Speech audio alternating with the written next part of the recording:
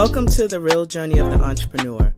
The journey of any entrepreneur begins with a decision, then writing down your vision, then the execution of that vision. It is not for the faint of heart. It is for those who understand how powerful your mind is and that you can truly create the life that you deserve. It does require a unique formula that includes belief in yourself, a lot of consistency, connecting with an OG, a lot of tears, missing out on a few events and things, and taking a whole lot of risks that will allow you to see your vision and dream come to pass. This journey of the entrepreneur is from the perspective of a wonderful mother, a business owner, whose goal is to break generational barriers and normalize the process of wealth building and financial wellness through entrepreneurship, all while creating a social and give back along the way. I am sharing this journey with you and invite you to share this process with me. Let's do this together. It's my own, but you have to feel comfortable to own it. Yeah, absolutely. Right? I will always support you. Thank you.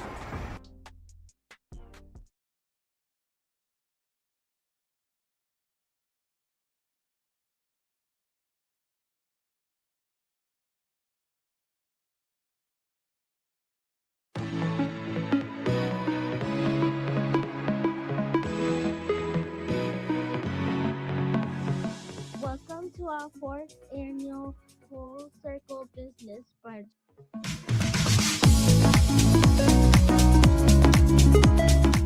This room is small enough but big enough that you can connect with someone. And that is the intention of the Full Circle Business Brunch experience. Being in business is not a competition. We all can win at all levels. We come from a lot of poverty. How do you break out of the scarcity mindset as a small business? If you keep it positive, positive will always keep you. The idea that I'm always broke, I never have enough money. You can easily say, I don't have enough money yet. And that changes how you then move forward with your next financial decision. I'm here to help educate you all on things that you may not have known about, because we find that there's a lot of suffering that goes on when people don't know about stuff. When you're entering into a business relationship, it's still a relationship. So you want to maintain a good rapport with whoever it is that you're transacting with. You're hiring an attorney to not only protect you, but to also be the bad guy in certain situations. We can help you connect to people who are looking for jobs. We have 200,000 people in our job bank. We're here to help the businesses out there. We're doing really the heavy lifting in our economy. This is my fourth time attending this event. Each year it gets better and better. And it's really inspiring to see what she's doing for the community and working with the youth. Why I wanted to start my business is because my mom was working too hard, right? I want to have my own business, my own clothing to wear on the street. This is an amazing, amazing event with lots of knowledge for business owners, business starters, and just who's thinking about getting in the industry. Hope this continues to be an annual event for those who want to learn more about business and get into the business space. Thank you for being a part of this transformational experience. A brighter day tomorrow will bring. Oh.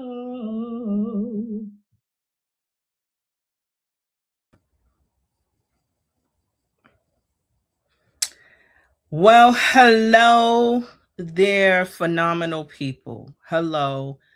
Hey there. Hope that you are doing wonderful and well.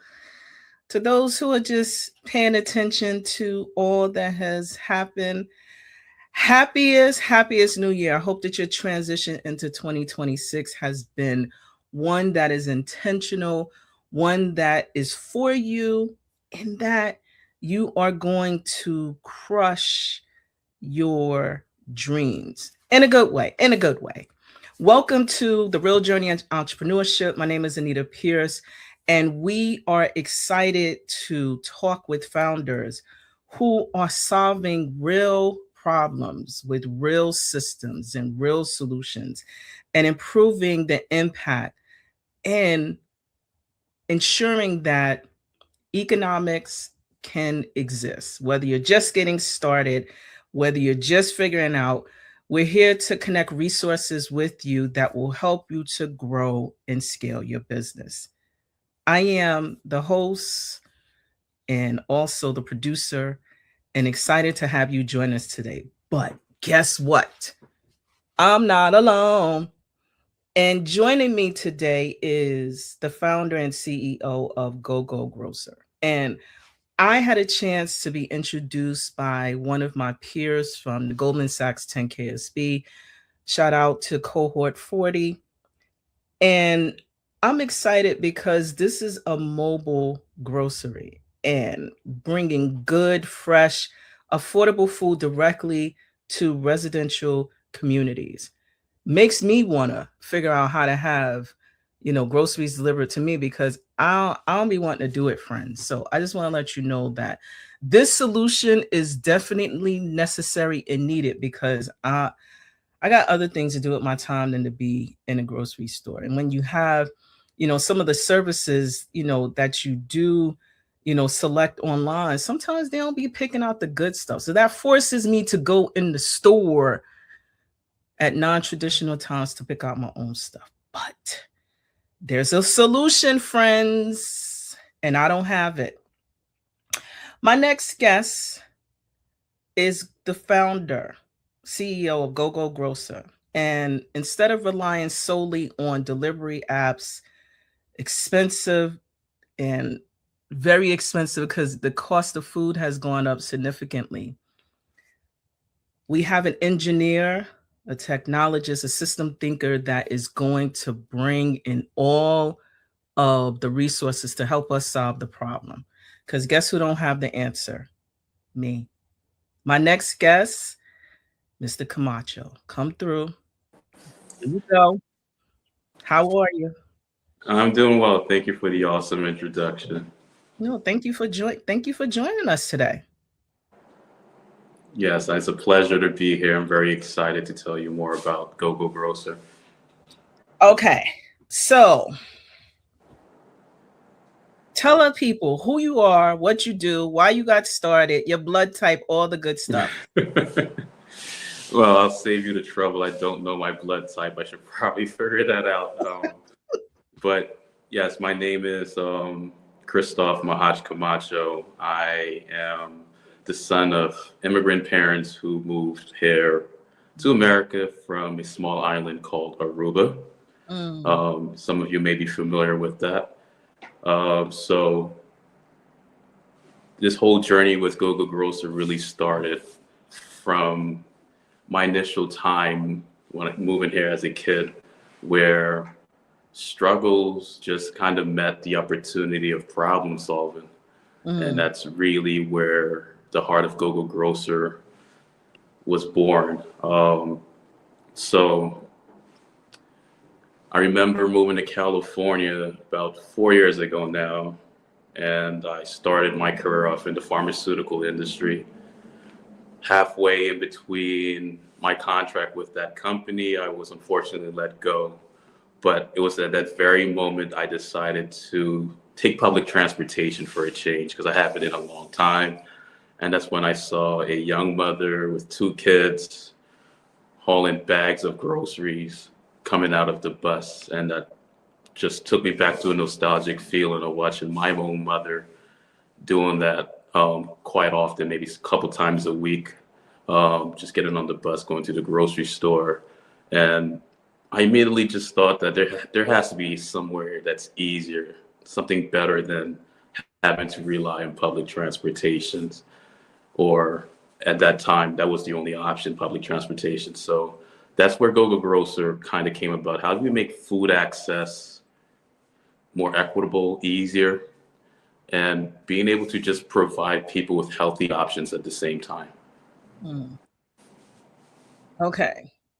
So you have this vision because you happen to be taking public transportation at the time. Yes. But you didn't have to follow through on it. What made you do that? I'm very much a people person. I've always enjoyed problem solving and how to not only make my life better, but if I can help make other people's lives better, that's always been a passion of mine.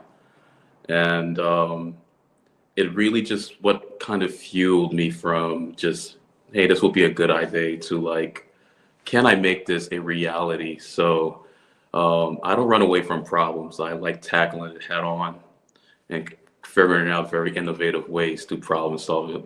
Because quite often, the solution to the problem isn't, in my opinion, as hard as it seems sometimes. It could be just as simple as just giving it a little bit more thought and thinking outside of the box.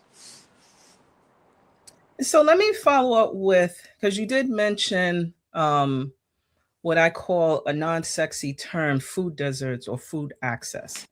Yeah. So when we think of, even myself, in doing my research, I think about immediately food apps and, but when I also think about, because I'm a Brownsville, Brooklyn native, I also remember that food apps still are not accessible to certain communities. So what made you think through and say, I got to do more and coming up with Gogo Grocer? Yeah, so you're 100% right in saying that food apps, they don't necessarily solve the problem that we're facing when it comes to food inaccessibility. So my solution was, instead of people having to go to the grocery store, why don't we just bring the grocery store directly to them where they live? So the model we like to use is an ice cream truck, but for groceries.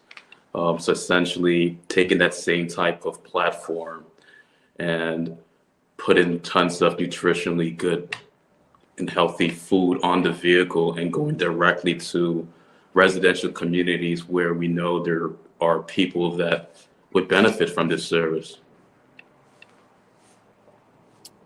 So I remember, now you're bringing back good old memories, right? We used to run to we would hear the ice cream truck, we would run to it because we knew that it was hot and we wanted the goods, right? Whether it was good for our tummies or not. I found out later in life it wasn't really good, but that's fine.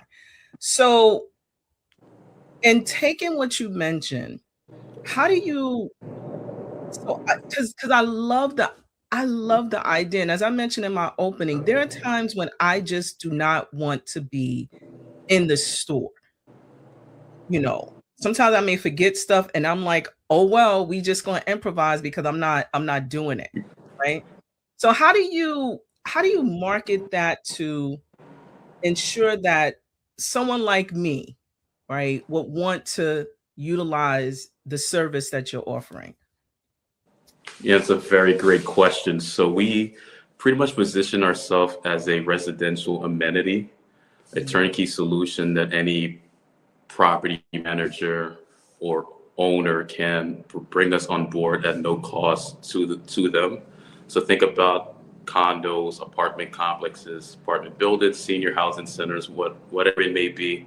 We offer ourselves as an add-on amenity. So that allows us to be easily integrated, or I should say, allows us to easily partner with those communities. And then additionally, on the customer end, there is no delivery fee. So you aren't paying for us to show up to your community per se. So that puts us already at a competitive edge toward, when you think of Uber Eats, Instacart, where those high fees, not everyone can afford it. Some people just simply don't want to pay the additional fees. And the biggest thing is our reliability. So we come to a schedule agreement with these communities where we bring our Gogo Grocer vehicle to the community maybe once a week, twice a week, on a set schedule. So this allows the residents to get used to that schedule and kind of fall into the rhythm of knowing that they can expect us on these dates at these times. And what we're seeing right now is a lot of residents are opting to skip, driving to the grocery store or using third-party delivery apps, and they'll just wait till we show up on that Tuesday between 5 p.m. and 8 p.m. and they get all their groceries done. And it definitely is a added value that they do not have to pay that delivery fee. So essentially, we also don't jack the price up on the goods that you'll find on our vehicle. So whatever you pay inside of a normal store for your regular items is what you were expected to pay on our platform as well.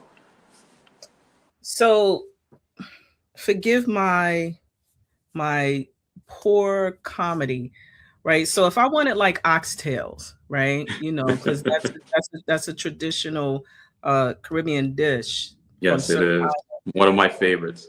Mine as well. So how is that part of the traditional partnership that we can get or we can order? Like walk us through. I make a phone call and I say I want. All right, so I'm gonna walk you through quickly how our business model sort of operates. So we are a B2C and a B2B business. So I already explained to you how the B2C segment of it works, where we partner with residential communities and we sell directly to the residents that live in those communities. Now on the B2B end is that we partner with supermarkets, your local supermarkets. It could be your big brand supermarkets, and we use our vehicle as a mobile extension to their flagship store. And we leverage their low turnover inventory, essentially bring those inventory on our vehicles, and we're able to essentially have higher inventory turn rates. So we, as like I mentioned, serve as a mobile extension to their supermarkets. Now, as far as what we carry on our vehicle, we do a very good job by collecting dietary surveys with every community that we partner with. So with this survey, it allows us to get a good understanding of what types of products we should bring to these communities. So in your case, if you just happen to live in a more affluent Caribbean residential community, and that's a hot, product that, oxtail is one of something that everybody wants, then we will work to partner with a supermarket or local retailer that does carry those options, so that we bring exactly what the community wants to buy from us. So how do you maintain affordability? Yes, so because we operate as a mobile extension to the primary grocery store, we make revenue by charging a commission based on sales that we generate at each community that we sell at. So that's how we are able to maintain profitability without having to extend a delivery fee to the end customer. Our paying customers are the supermarkets, essentially, and we sell their products through our vehicle on their behalf, helping them to generate additional income while we pretty much just serve as a distribution platform for those products. I so love this.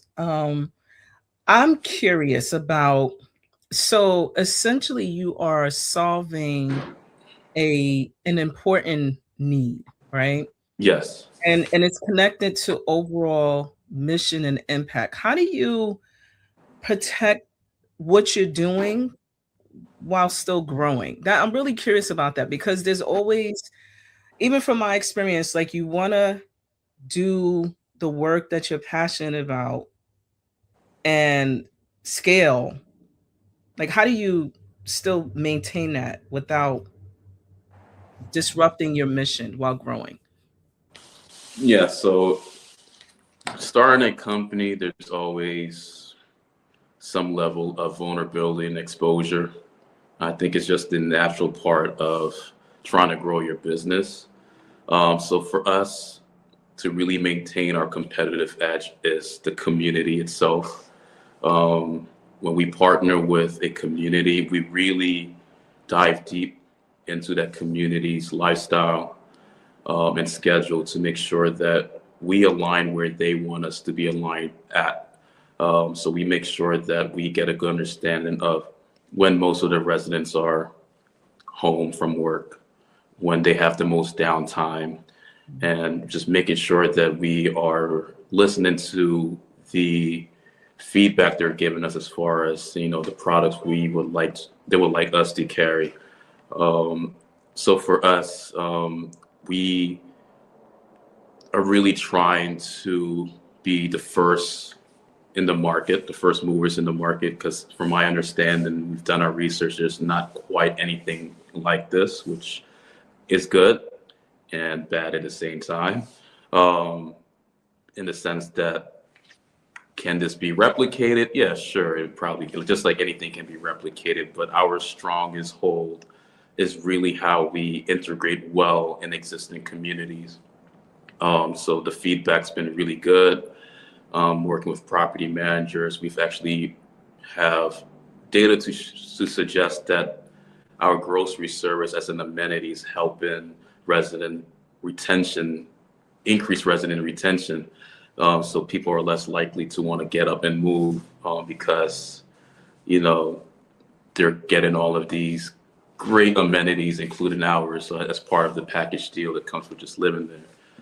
Additionally, we do have proprietary technology as well. We have an entire app ecosystem that takes into account logistics, inventory management, customer management, and so on. So that combined with how we partner with communities and strengthening those ties for, you know, further, and leveraging our technology to not only help supermarkets that we partner with grow their revenue, but also increasing resident satisfaction is kind of our, you know, golden ticket per se, that's allowing us to expand quite rapidly here in New Jersey. What has been the hardest part of Operation on Leadership Challenge thus far, where you are? It's a good question. I think the toughest part of being a leader in my position would be making sure that you do everything you say.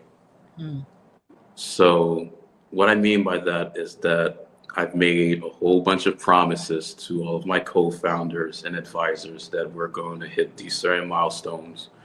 And I was able to fulfill those executions.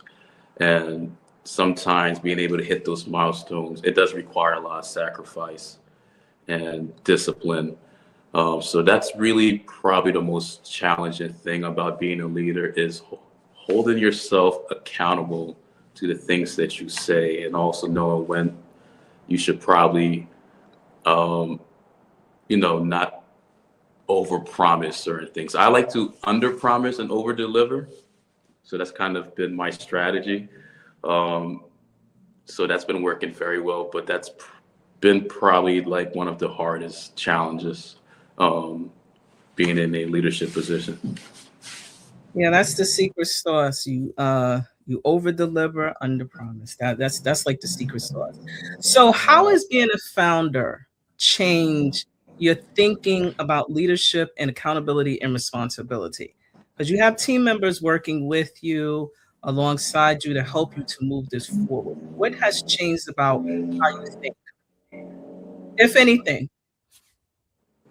Yeah, it's a combination of being rigid and flexible at the same time. You want to kind of maintain some elasticity to you, but also be in, you know, in a set form where you're not constantly pivoting or just all over the place. So for me, what's changed a lot was my ability to play both sides, you know, being able to fail fast, as I like to say. If there's something that's not working, we quickly go back to the drawing board and we try to come up with something better, give that a try. If that doesn't work, we keep repeating that process until we get something that's worked. So that's where the flexibility comes in, not being set on this is what we're going to do and not taking account anyone else's feedback. So I work very closely with my team.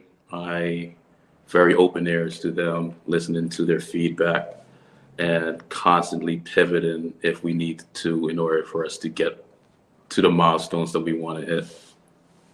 And then the rigid part is making sure that we stay true to our mission. So although the road to success may pivot or change, the end goal should always remain the same. And it's always, how can we make food access more available for people across New Jersey? And hopefully just nationally as well. Yeah, that was my next question, because I don't live in New Jersey. So what are the plans for expanding? What does success look like for you as the visionary over the next few years? Like, what does that look like? I don't live in New Jersey. So you telling me I gotta stand up and go cross state lines just to get this good stuff? Well, you won't have to do that for too long. Our goal is to expand nationally. So if you take a look at the data, we have about 45 million people here in the United States that live in these classified food deserts. So that's a lot of people. And then when you take into account the growing uncertainties around SNAP EBT and, cut spending on certain programs, it just further exaggerates, the problem. So it's a real need for us to bring this solution to as many states as possible. So on top of that, the level of convenience, because convenience does sell very well in this country. If we can save people the trip from having to go to the grocery store, then that's also a plus. People already use Uber Eats and Instacart to get a lot of their day-to-day stuff. So with those two angles, our goal is to really expand as wide and far as we can. So we're going to start here in New Jersey. We already have plans of expanding into Pennsylvania, particularly around Philadelphia. One of my co-founders does live in the Bronx, New York. So we also are we're already looking at neighborhoods and communities in New York, and particularly the Bronx, where food deserts are a common issue. I like to call it food swamps in those types of areas, because when you do have access to food, but is it healthy food?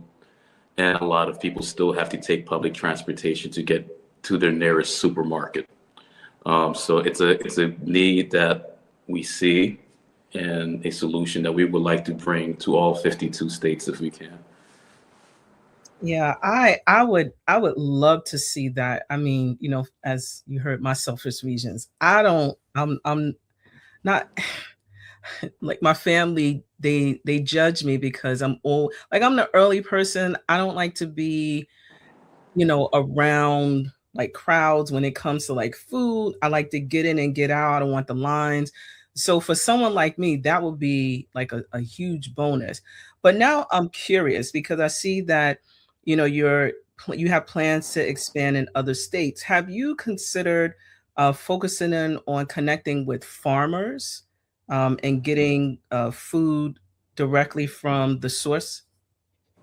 Yeah, so that's something we are looking into. We would like to expand the merchants and suppliers that we work with, so that we are constantly improving our product offering, and how it can get any more fresher and healthier when it's coming directly from the farmers themselves. So we have been in early discussion with local farmers here in New Jersey about potentially partnering with them so that we can have access to fresh fruits and vegetables here. So that is something that we are very much interested in bringing and doing. So now, curious and question, right? So now this is me being nosy. As you go throughout your day and you're in your reflective point, what keeps you grounded and motivated? Because I have been an entrepreneur for 10 years, and there are days when, what keeps you motivated?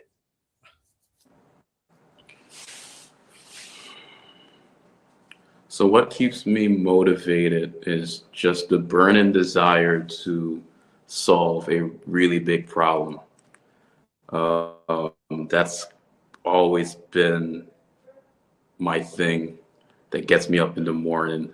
So my background's engineering, so naturally I'm a problem solver. I just like solving issues. So what makes me get up in the morning, continue to push Gogo Grocer forward, is the need to problem solve and address a real social issue, which is food inaccessibility. And because I was directly impacted by that growing up, it's just something that's been very close to my heart. I watched my parents, being immigrants, struggle to just go from the supermarket and getting us everything we need. So that, coupled with my burning desire to actually fix problems, and I'm talking about problems that affect humans, like people, day-to-day people. It's just something that I want to do. I'm inspired, right? And if there's anything that we can do over here to help promote, advocate, please give us a holler. But what advice would you give another entrepreneur who is curious about trying to build solutions and solve problems such as what you're doing? I would just say go for it. Do it. Do it. One of the biggest things in life that most people would regret is not giving something a shot. You know, what do they say? You miss 100% of the shots you don't take. I 100% believe in that. So if you have an idea, especially one that's aiming to solve a really big problem, I think you should full-heartedly go ahead and do it. And on that note, we're done, right? But not yet, because we're gonna do my famous rapid fire closing questions. I just want to see if you are ready. I'm ready. Let's go. Let's do it. You ready? Ready? Yes. Go.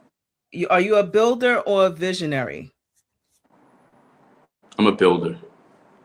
Systems or people? Which ones comes first? Say that again. I'm sorry. Systems or people? Which comes first? People. You gotta build systems around people. You don't build people around systems. Are you a early morning riser or you work overnight, 2-3 o'clock in the morning? What's your jam? Can I pick both? Because I'm kind of like, I'm both. I'm up early and I'm staying up till late. Just the life of an entrepreneur. Are you reading books or are you doing a podcast?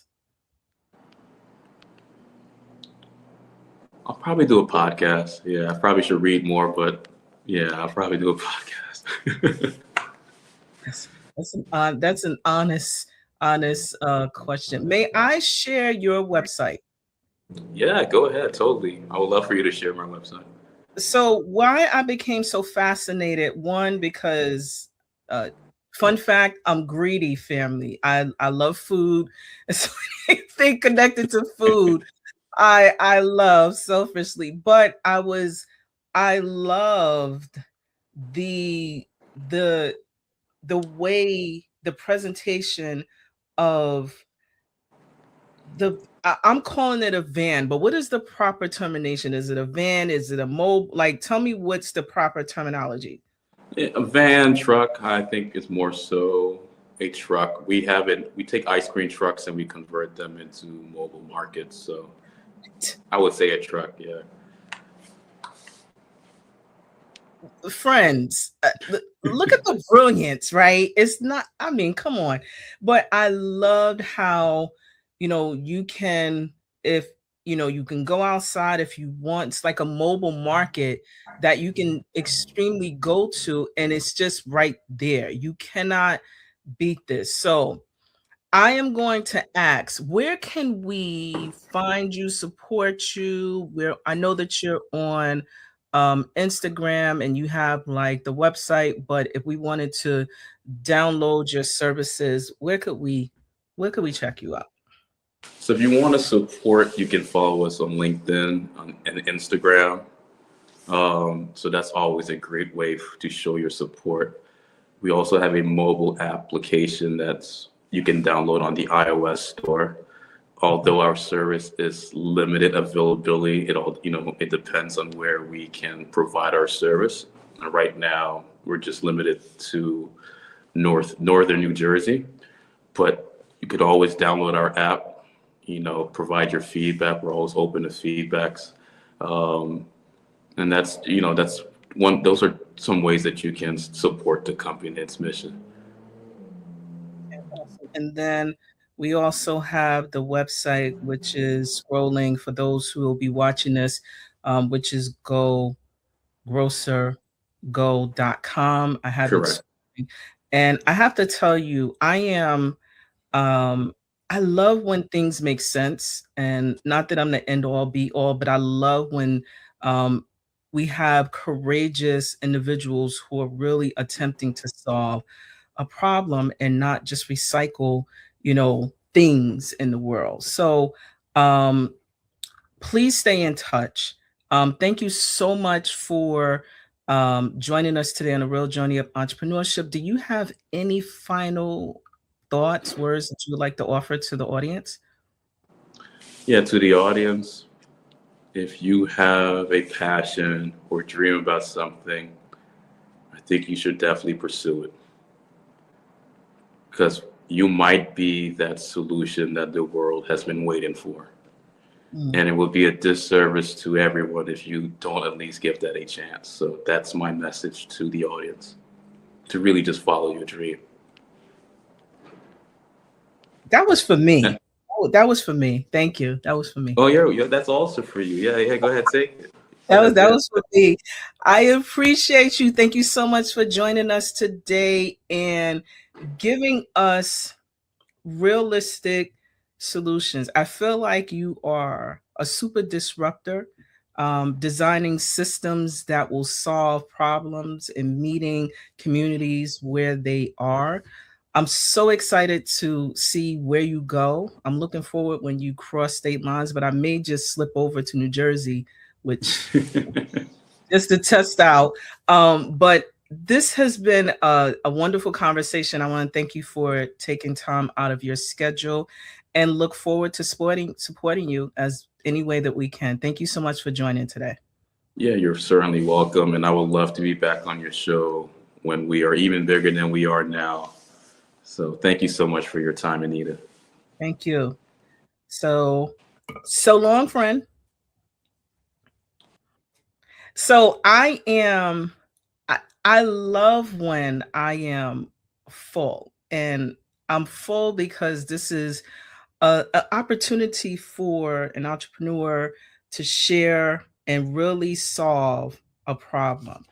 Shout out to Prakash and his team at Gogo Grocer that they are going to be solving a problem. And also, if you again are looking to gain access, learn about it, even if you're not within the specific area in which this mobile grocer exists, you can still shout them out and share and support and go on LinkedIn, Instagram, check out their website, or just get curious about what it is that they're offering. Because I can tell you, if they were close to me, I definitely would, because as I mentioned, I'm not her. But I want to also share that there were some things that came up in the conversation that I really, really appreciated, just in terms of vision, and also what is my favorite, which is connecting and meeting community where they are. I listened to with intensity the amount of care that you're not going into a community and just trying to take over. You're listening, you're getting data to help to influence where you need to go. And I think that that's a phenomenal best practice, that as business owners, conducting our market research is never optional. So when you have things that you are looking to grow within your business, figure it out, but also do your research, because I think that that's really important. I want to share that we have a couple of upcoming events You know, I always got something for you all. Always something. We have an upcoming event that's coming on Tuesday, January 27th. We're going to be talking about how do you fund your small business with multiple lenders. We don't just need just one. Also, is government contracting right for your business? Maybe it is, maybe it isn't. But if you can check us out, we're here. You can register for all the complimentary events, they're there. We have another one that's coming up, leveraging AI for marketing and business growth, something that's important. AI isn't going away. And then the other thing deals with workers' compensation. We all need workers, but we also need to know how to remain compliant within the states that we're conducting business. So, check us out, like, share, and follow us at 11375. We're on all of the platforms, all of them, every platform, 11375. And if you're interested in connecting with us and booking on our show, you can do that as well at 11375. So I want to thank you for joining. Stay tuned for more episodes. And please do not forget, support the small businesses. They support and create communities of impact. So long, friends. Welcome to 11375. My name is Anita Pierce, and I am your Chief Experience Officer. At 11375, we offer strategic alignment solutions specific to you and your business goals, and also connecting everything with social impact. So if you are looking for a really amazing organization where we help you to focus your strategy and connecting it with social impact, please do not hesitate to reach out to us. We are on all the social platforms, and you can contact us at 11375.